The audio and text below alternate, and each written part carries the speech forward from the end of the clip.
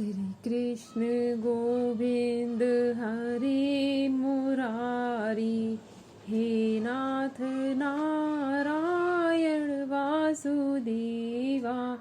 श्री कृष्ण गोविंद हरि मुरारी, हे नाथ नारायण वासुदेवा।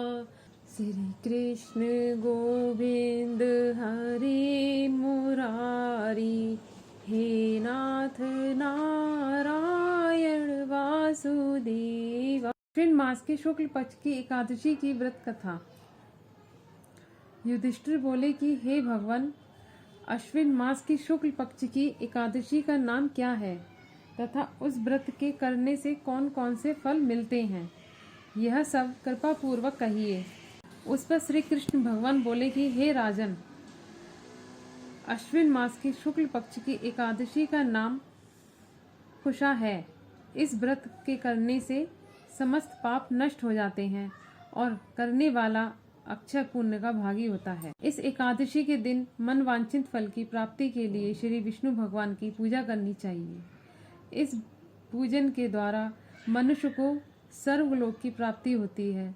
जो मनुष्य कठिन तपस्याओं के द्वारा फल प्राप्ति करते हैं, वह फल इस एकादशी के दिन क्षीर सागर में शेष नाग पर शयन करने वाले विष्णु भगवान को नमस्कार कर देने से मिल जाता है और मनुष्य को यम के दुख नहीं भोगने पड़ते। विष्णु भक्त शिव जी की निंदा करते हैं अथवा जो शिव भक्त विष्णु भगवान की निंदा करता है, वह नरक को जाते हैं।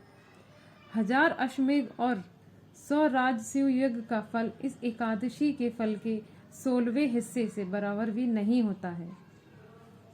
अर्थात इस एकादशी व्रत के समान संसार में अन्य कोई व्रत नहीं है। इस एकादशी के समान विश्व में पवित्र तिथि नहीं है। जो मनुष्य एकादशी व्रत नहीं करते हैं, उन्हें पाप घेर लेते हैं। यदि कोई मनुष्य किसी कारण के वश में होकर केवल इस एकादशी का उपवास भी करता है, तो उसे यम दर्शन नहीं होते। इस एकादशी के व्रत से मनुष्य को स्वस्थ शरीर और सुंदर स्त्री तथा धन्य धान्य मिलता है और अंत में स्वर्ग की प्राप्ति होती है। जो मनुष्य इस एकादशी के व्रत में रात्रि जागरण करते हैं, उन्हें बिना किसी रोग के स्वर्ग मिलता है।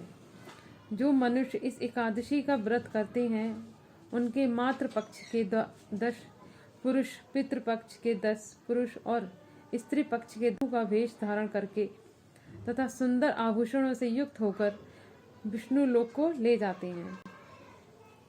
जो मनुष्य आश्विन मास के शुक्ल पक्ष की पांचाकुशा एकादशी की विधि पूर्वक व्रत करते हैं, उन्हें हरि लोक मिलता है।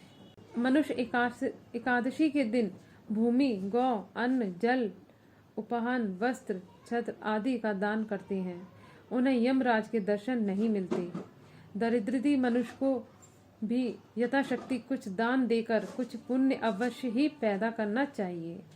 जो मनुष्य तालाब, बगीचा, धर्मशाला, प्याऊ, अन्न क्षेत्र आदि बनवाते हैं, उन्हें यम के दुख नहीं मिलते हैं।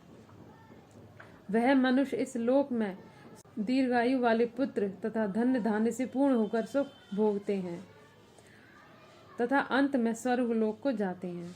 हे राजन, इन सब का सारांश यह है कि जो मनुष्य धर्म करते हैं, उन्हें सुख मिलता है और जो अधर्मी हैं, उन्हें दुर्गति भोगनी पड़ती है। श्री कृष्ण गोविंद हरि मुरारी, हे नाथ नारायण वासुदेवा। श्री कृष्ण गोविंद हरि मुरारी, हे नाथ नारायण